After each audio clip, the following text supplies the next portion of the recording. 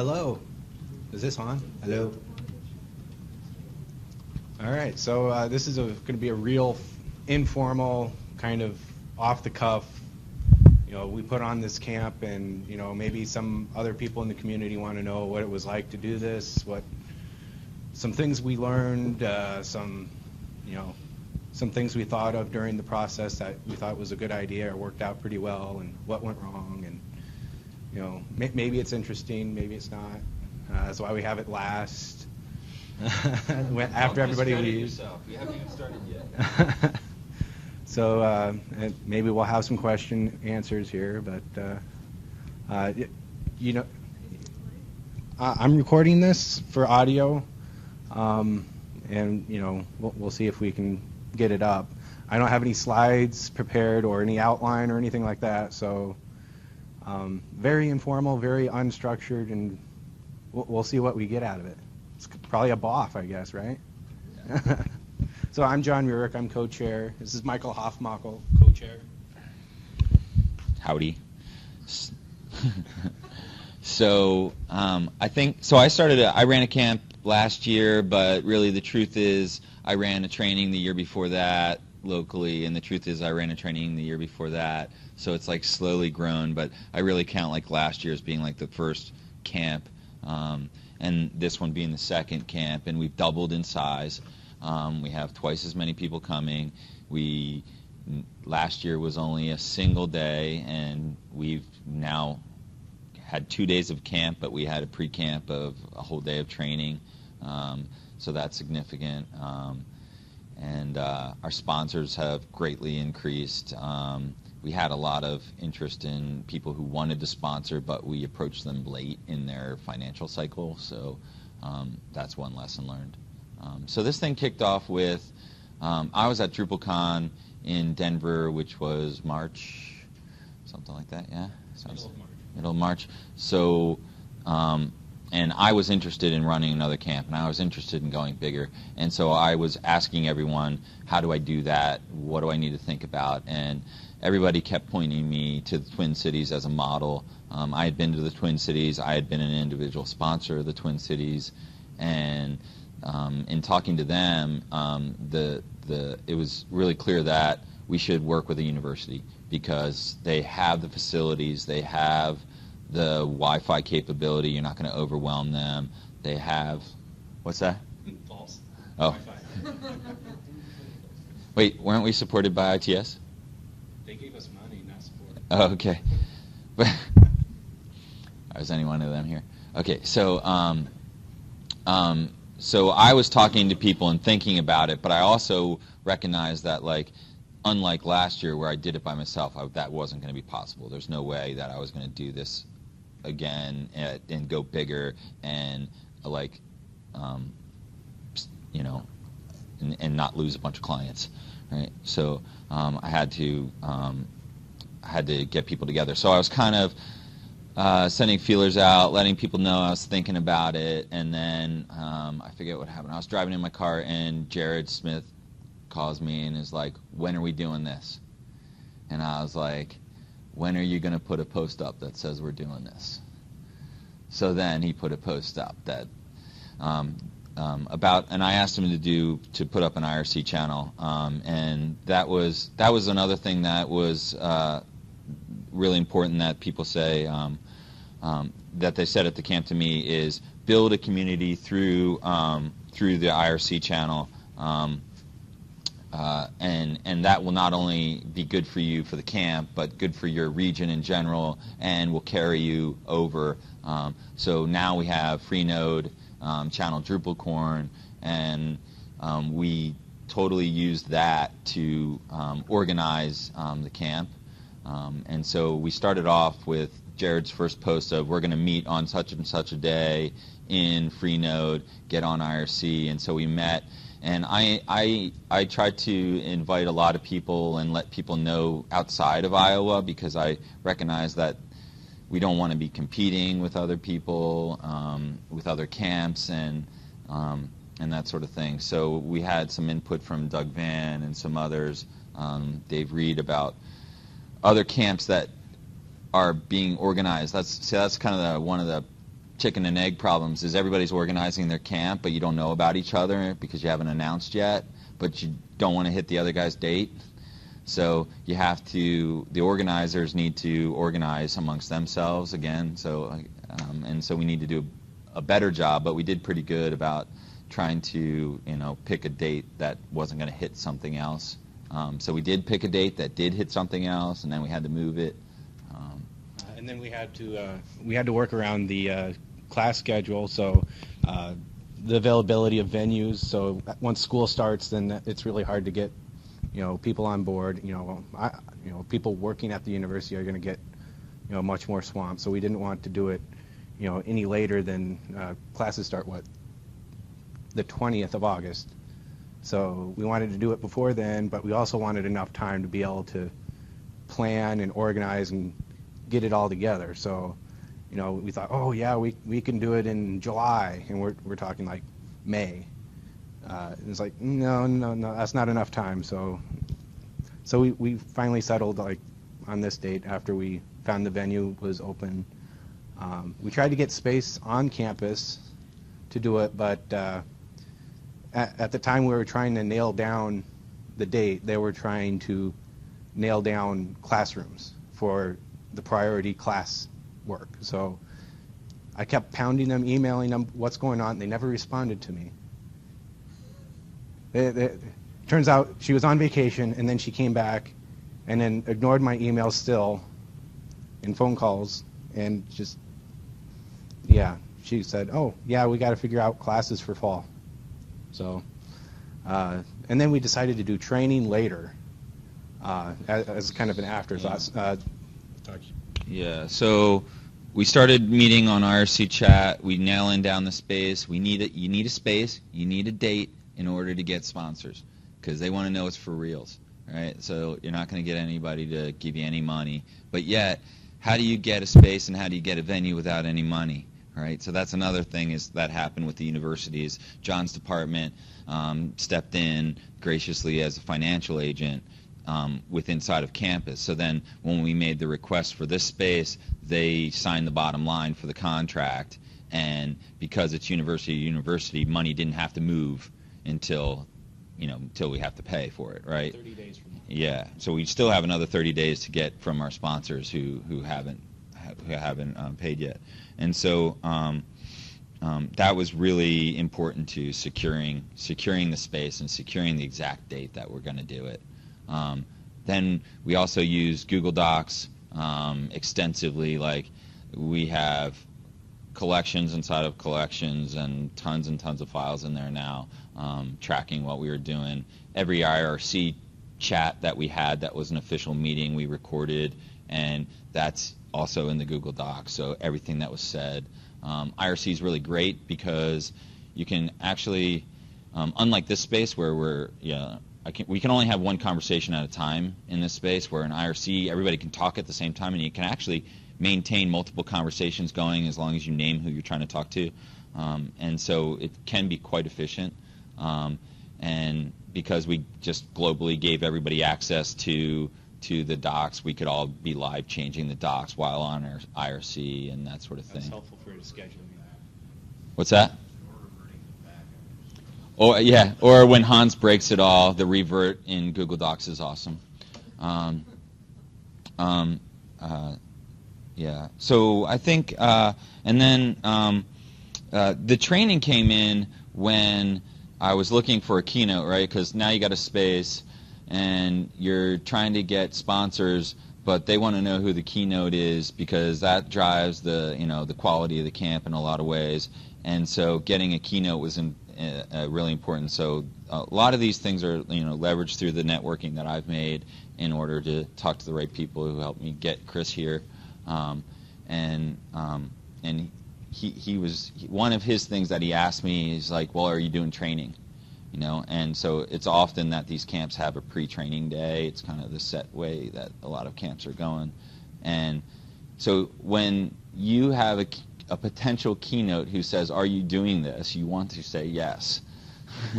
Right? Because it's not quite a stipulation, but it could help. So, and then also in talking to other people, they were like, you should do training, because that's really what people need, is they need training too. So, and it's, you know, so I said, yeah, we'll do training, and then I was like, but in order to make a full training day, let's have a second class. So then I decided to do one, and that's when we got back to the person who was ignoring you, and we got a hold of those classrooms in the business school, and they're awesome classrooms, and they didn't cost us anything, right? So that's, you know, another win, right? On the classrooms doesn't cost us anything, right? So the bulk of what here's the bulk of what costs.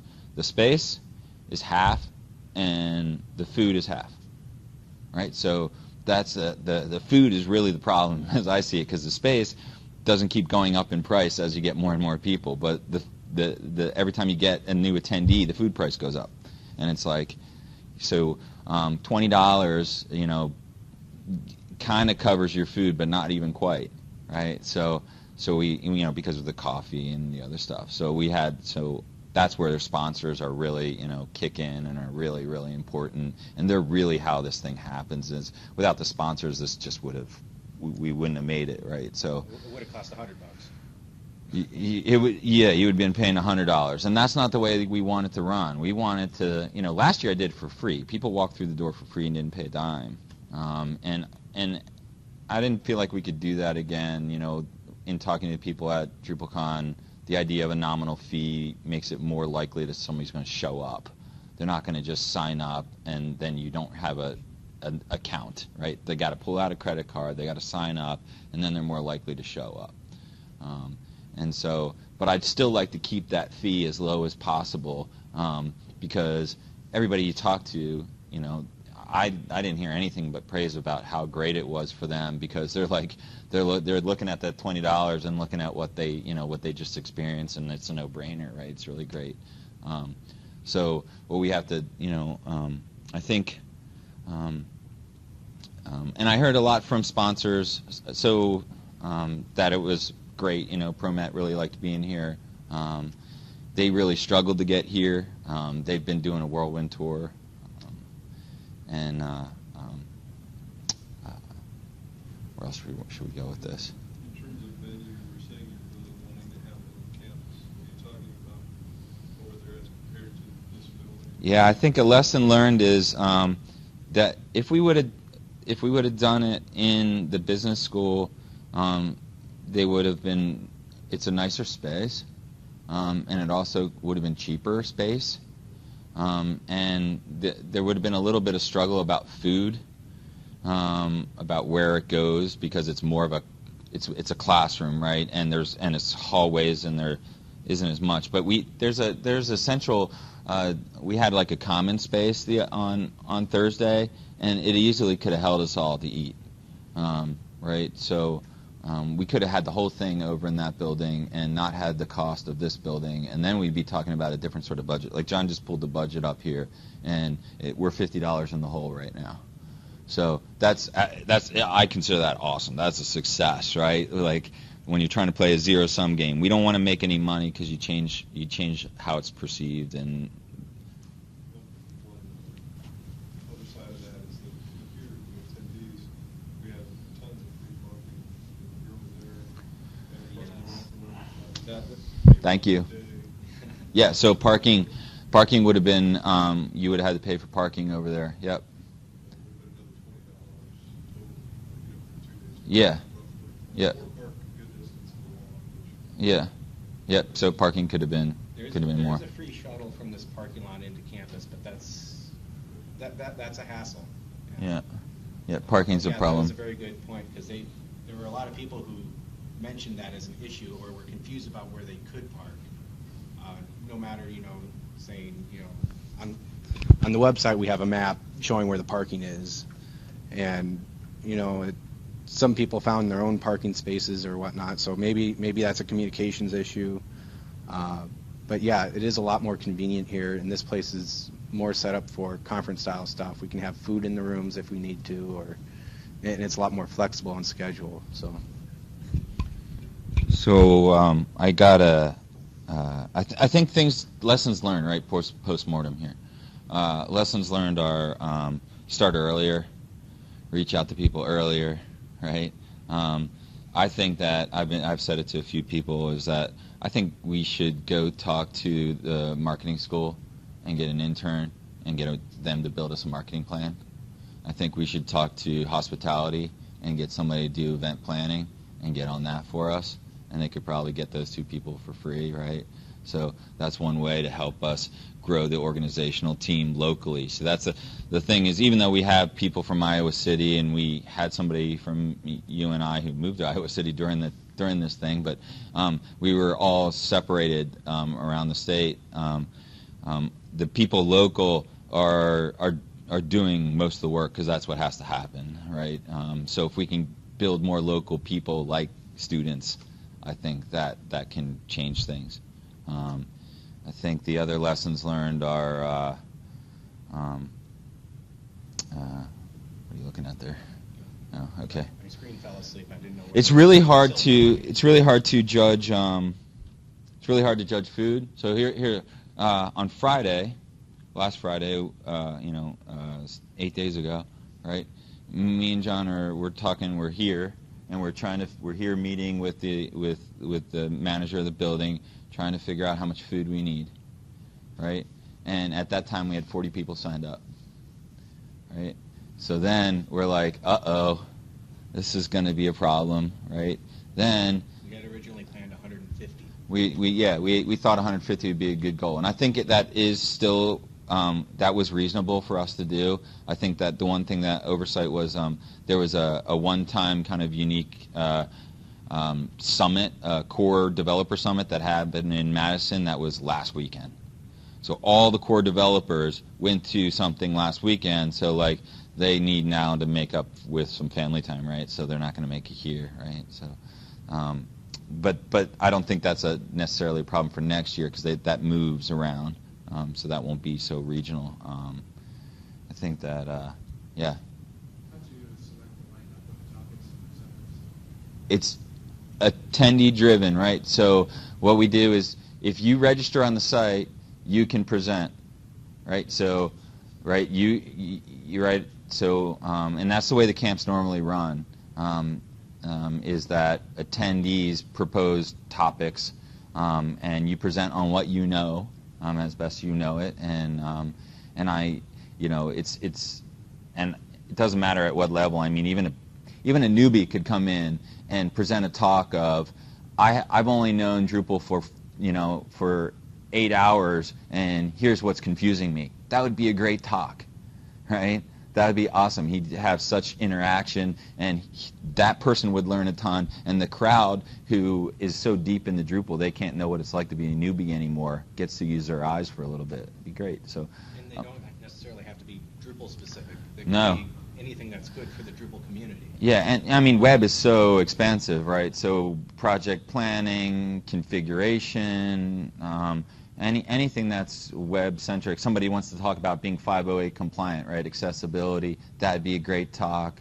Somebody wants to talk about, just servers in general and what it means to run a web server. That'd be a good talk, because a lot of us are pulling double duty on that. I think to finish out answering your question,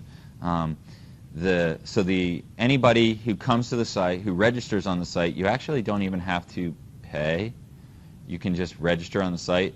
You can immediately you can make a session as soon as I opened it up. So I opened up sessions, and then they could submit the sessions. And then a lot of times they do voting on sessions, but we weren't getting the flow of sessions, so we had we didn't get as many session submissions as I would have liked.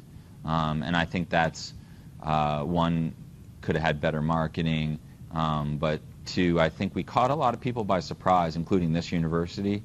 They didn't realize what was going on until we were halfway going, and then they got on board, right? And we got sponsors, but I think next year they're aware of us now, so I think it could be different. But a lot of times you do voting, and then you try to take those votes and make a nice, a nice track That's good for everybody. We had a lot of constraints.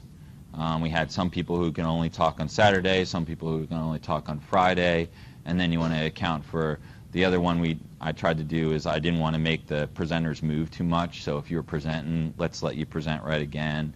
And in talking to the presenters, most of them liked that idea anyway. So that way they didn't have to unhook their hardware or go to another room.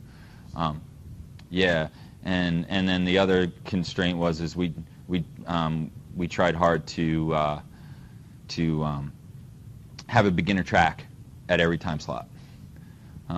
And so we juggled a little bit to make that happen. And so by the time, and then we also, we did have the third room. Okay, so we were prepared to have another room, but because we scaled back and we didn't have enough sessions, we scaled back to just 2 rooms. So they were very. The venue was very nice in bending the rules a little bit, since it's a kind of dead time for events on campus here. Because initially we were going to have to pay for this last room here, and once we scaled back from 150 to what we thought was going to be 75, all of a sudden that saved us an extra $1,000, and yay, we can have breakfast and snacks. Yeah, there was going to be the coffee and snacks. In some ways came because we collapsed that room and they didn't charge us for it. So that's huge. Yeah. You have a question? Breakfast and snacks is important, though. Yeah, you kind of that everybody. It was a good call. Everybody mentioned that. The schedule was hard because even though we collapsed one room, we actually only had enough. We had one extra session if I filled all the time slots, right? So everybody who proposed something was going to get a chance to talk. So they all got accepted except for mine, which was, right? So we had one extra, so I'll kick myself out, right? So I did mine as a BOF, 45 modules in 45 minutes, right? So, but then we had some cancellations, right? As soon as I posted the schedule, then I had cancellations. And so now I have 3 empty slots, right? So then I pressured Steph Bridges into doing one. And then Steve helped me find somebody to do the configuration one. And then the last slot, we just, would have been next door, but we just let that one go. We have 100. We had 100 signed up for the camp, and we had, and it's, we probably had more yesterday than today. But in total, we had 100 people who paid to come. It's more like 105, something like that.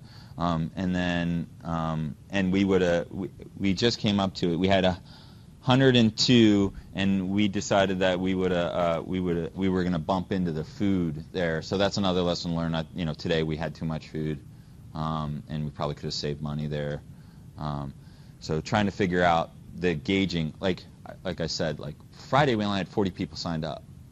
Well, then I sent out an email on Monday of schedules up.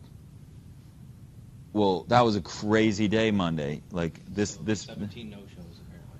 Yeah, so this Monday, or they didn't get checked in is more like it. There's probably half of those didn't get checked in. So Monday, because I saw some people walking around without badges. We'll check on that. We'll try to figure that out. But that's not that many no-shows for how many we got. So on Monday when I sent out, every time I send out an email, it was a spike in registration. But this one on Monday of here's the schedule, we were worried on Friday that we weren't going to get anybody. I scheduled an email to be launched on Monday, and by Monday afternoon, me and John were frantic trying to deal with, okay, are we going to have to put a cap on this because we don't have enough food to order because we were basing it off of 40 people, and then it was the first time that I looked at the payment processing and some orders that got hung and they didn't finish. And what is that? And it was the first time I had ever run an e-commerce site, and none of us in the group had run an e-commerce site. Nobody was. Well, so the deal is with the way we ran the site with there's a distribution called COD, okay, and so it's conference organization distribution, and we wouldn't have had as nice a site if we, or payment processing as nice as it is without that. It really helped the sessions and make the schedule and all of those sort of things would have been much, much harder. And then Brandon made it a little bit more. And Brandon made it squishy. He helped us with getting it to look half decent on phone. Ann did the design. She's awesome. Ann did the design. Ann did all the design. So name tags, schedules, signs on the roads, did the logo. T-shirts. So having a designer on board was really helpful because that's really hard for developers because we just put everything in square boxes and put some text in it and call it done. Yeah, as long as I can read it and right. So how do you factor in potential walk-ins from people that just walking off the street? Yeah, that was hard. That's what we were struggling with on Monday. We were going back and forth, and as building up to this, I didn't want to put a cap on it. I really was having a hard time with that, and John was the sense of reason. He was like, look, if you let them come in and we don't have enough food for them, they're going to be cranky, and then that's not going to be good, right? So eventually he wore me down, and I gave in. But you simmered on it for a while. I think I had to overnight on that. Yeah, I had to sleep on it. Nope. But I think yesterday would have been close on food, but today we had too much food. So I think that's part of the thing. This thing where it's really hard to gauge what your attendance is going to be because we doubled attendance on Monday, more than doubled attendance. We went from I said 40, but it's probably more like 50. I think it was 60? Monday morning, and then Yeah. by the end of the day it was like 110 or something before you got the... And then when I went through the dupes, all of a sudden, if you don't finish the processing, they still show up as a sign up so that the count's off. Because it's a placeholder, because they might finish that payment at some point, right? Sort of like Ticketmaster or whatever. Right, so they're holding a spot. So then I went through and took care of all these payment processes that hadn't finished, and most of them I could figure out that most of them were from multiple different universities. I heard this. I tried to pay with my P card and it didn't work. Their credit card, their university credit card. I couldn't, and it wouldn't take it, right? And so then what they have to do is they're like, okay, you try your card. Well, if you try your card, then they have to put a different name in. So now I've got this name is with this card, and this name is with this card, and then they have, it was hard to dedupe it and figure out that. But so it took me the better part of the day to try to resolve all of those. And as I resolved them, it would open up a slot, right? So then the number's coming back down, right? You could breathe a little bit better. It's going down, but then I found then one of the sponsors got back to me and was like, oh, I never gave you my list of people attending, then it's back up, and right. So Monday was kind of this crazy roller coaster of trying to settle all those hanging chads that were out there, So we had no time other than camp, organization, and planning all this week. It really just destroyed our work week this week. Monday, Tuesday, Wednesday, and then Thursday was training. It's just a whole bunch of hustling. So you gotta recognize that that's gonna happen to you. You're gonna lose that whole week prior. That's in addition to the months of planning, right? So we started off as meeting once a week, every Friday at noon, and then we did that for probably maybe 5 or 6 weeks, and then all of a sudden it hit us that we had told people we were going to do something, and then we were like, we need to meet more often. So then we started doubling up on meetings, and we did Wednesday and Thursday, right? Which was, I think, really helpful because it kind of forced people to you don't want to come back to the meeting and say you still didn't do that thing, So it kind of makes you move along faster. Plus, we were thinking faster in a sort of way. Delegating tasks is good. Delegating. People were more than happy to do stuff. So I think that was the hardest part, is how to parse it up, right? So me and John definitely took on the heavy lifting, and we really leveraged. So John did a lot of the securing the building, securing that building, working with food services, all of those things that have to be handled by the campus, right? So he's our campus representative. And then I ended up doing I'm not only am I writing the attendees, and you guys saw those of like trying to encourage you to register, but I'm doing that same thing with sponsors, right? So now I got a whole sponsor list that I'm like writing to and trying to convince them that this is right.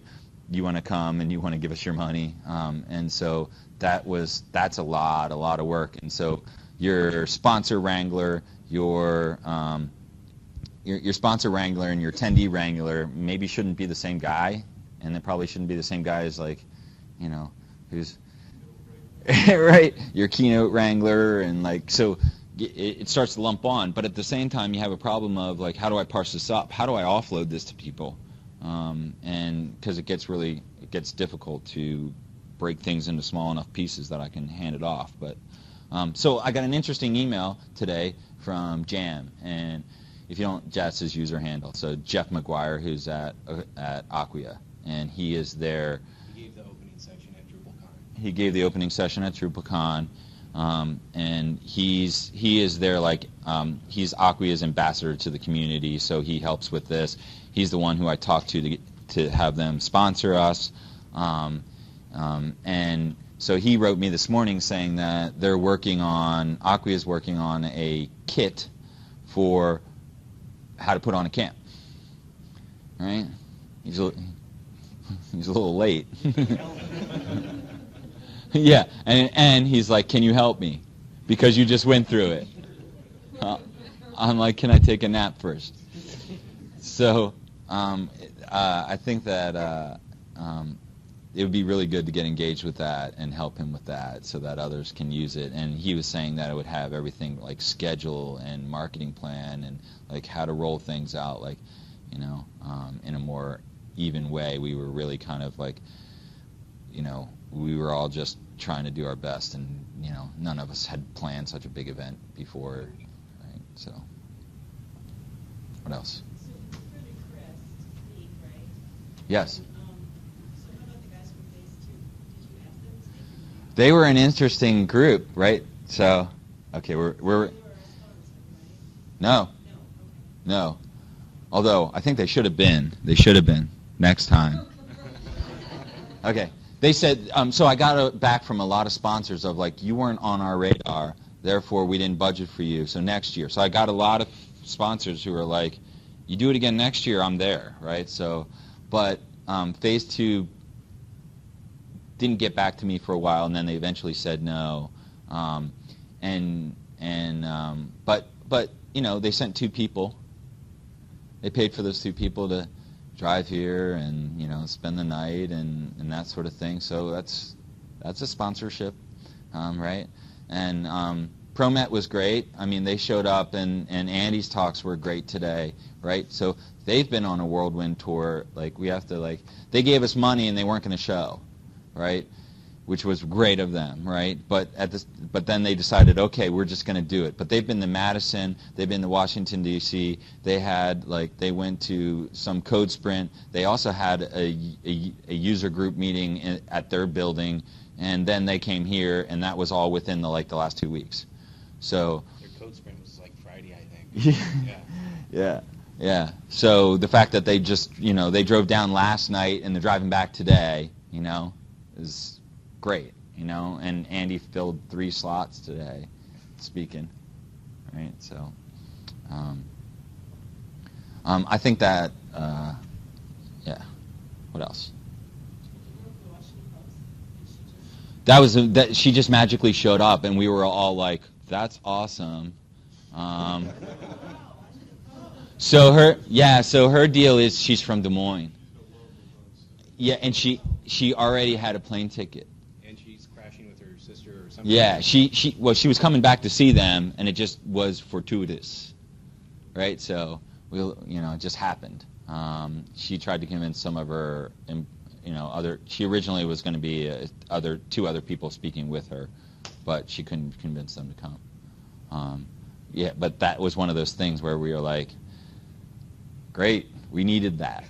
And the timing of that was really good, right? It injected, because that's the whole thing, is there's definitely this up and down energy that's happening with us as we're trying to do this thing, right? You start to be like, where's all our attendees, right?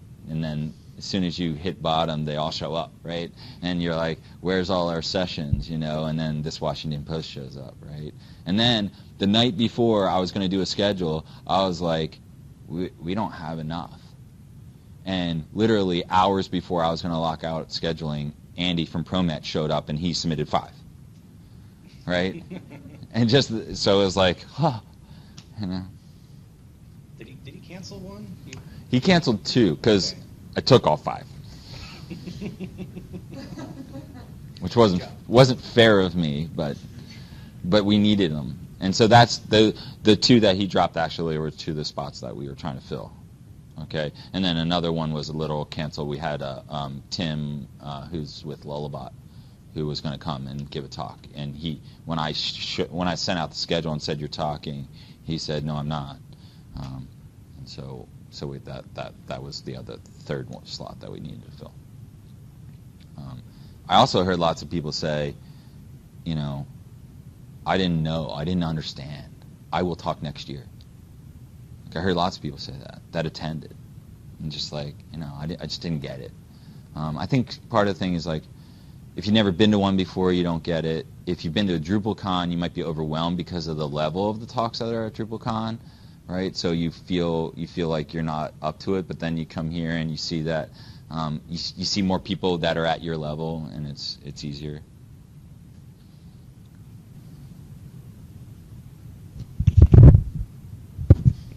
Anybody else from the committee have anything to say?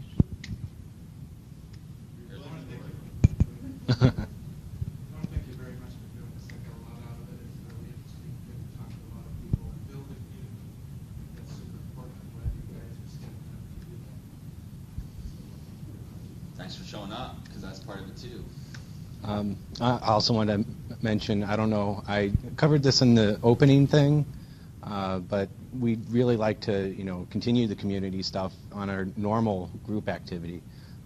So if you sign up for our group on groups.drupal.org/Iowa, I wrote it down wrong, I guess. I said DrupalCorn, but and then there's the Drupal Hawks, and if is anyone here working at U of I other than Hans? Yeah, so there's the group there, but you probably already know about that. We're going to have to talk about all that stuff and get those two more close together. Yeah, so Just a little suggestion from a marketing standpoint, if your goal, one of your goals is to get people part of that group that frequently during the conference reflect and say, hey, here's what you may want to know what happens. So, well, and talk about it. Maybe you said that a few times, but I guess I come away now feeling like it wasn't enough. You know? I didn't drill it in your head enough, because we can work on that. Yeah, well, you sold me, but no, I think that's.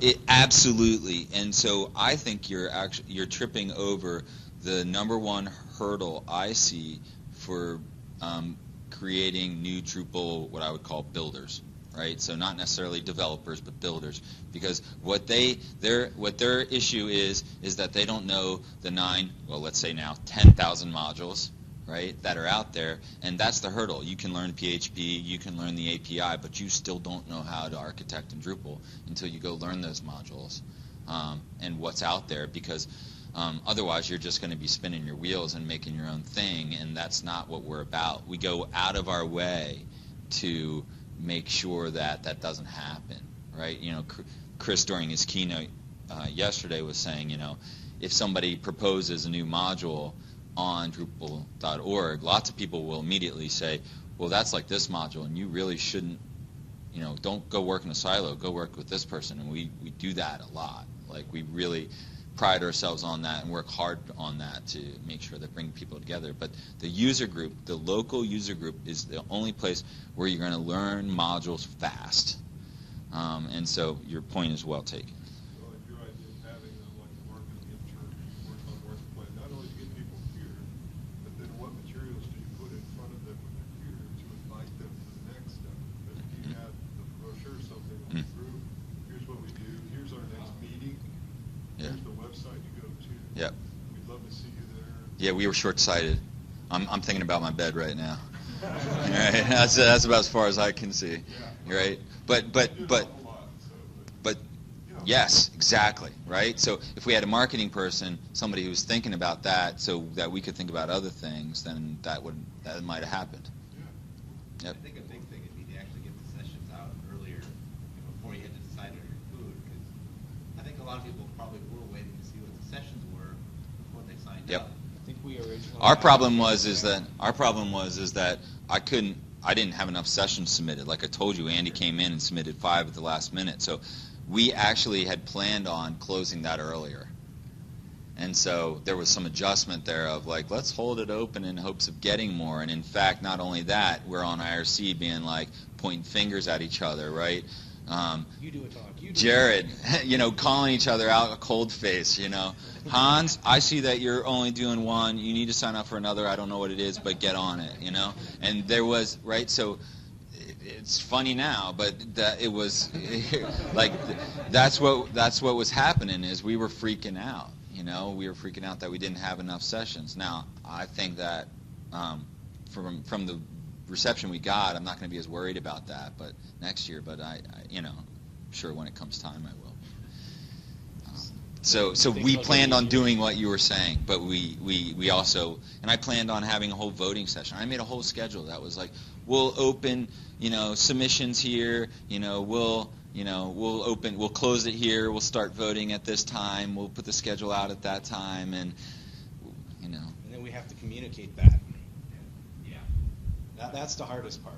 Yep. I'm sure that's why they exploded there at the end, because then people knew what they were signing up for. Yeah. I think also, one good thing that we did is, in some ways, it's a negative and a plus, is like, because we didn't put endless detail about what was going to happen at the camp, we were able to do that adjustment, right? Because if we would have said we're doing something on some date and we printed it on, and then people would have held us to it, right? And then we would have been locked out. Andy would have been locked out from submitting his talks. And then I would have been building a schedule that looked sparse, So in some ways, I was like, it's a good thing we didn't tell him that, because now we can tell him something different. Do we have to delete this talk? Do we have to delete this talk? Yeah. I think we over-delivered Oh. on what we promised, right? We over-delivered on what we promised is definitely, That's the way to go.